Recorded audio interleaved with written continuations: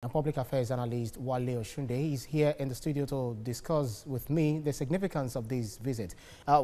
Thank you so much for joining us on the news. Thanks for having me. So many Nigerians or so many analysts have been calling on different presidents of all the border countries that they should also come together and find a lasting solution to terrorism ravaging the countries. Do you think this will definitely lead to a solution to this quagmire? I think it is long overdue. As a matter of fact, we can now see that our borders are, down, and then people are not able to transact, along the regional borders that we have. So I think that this is the right step in the right direction. If the presidents of these, regional boundaries and regional, economies are able to come together to foster that unity, that very desired security alignment that they need, it would actually be, a right step in the right direction. So I think we need it. It is long overdue. Right. What are the tools and resources that are really needed to combat this terrorism, all this counter-terrorism? Fantastic. So number one would be money.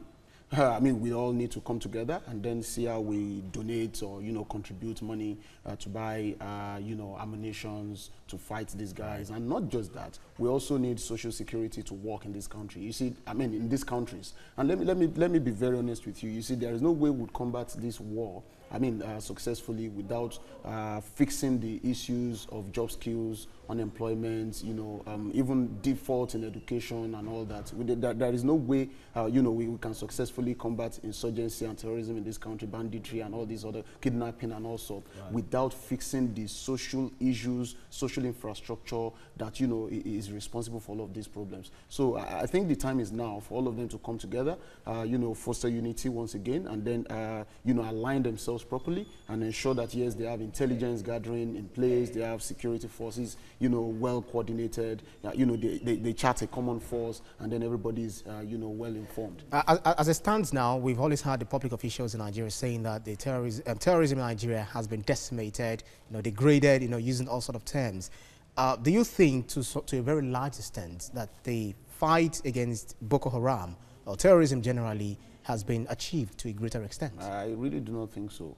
Yes, we've been able to achieve successes here and there and all that, but you still find these pockets of attacks and all that everywhere. Day in, day out, we continue to receive news of, one attack or the other and all that. So we cannot say that we have, successfully nipped this in the bud. But, give it to government. I know they are not resting. And then, the armed forces, as a matter of fact.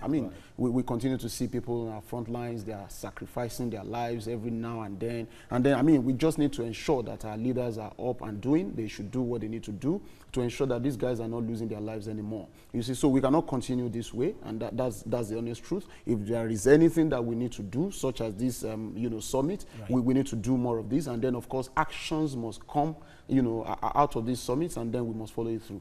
We look forward to also having a very fruitful summit in Ouagadougou. Thank you so much, Public Affairs Analyst Wale Oshunde, for your insight. Thanks for having me.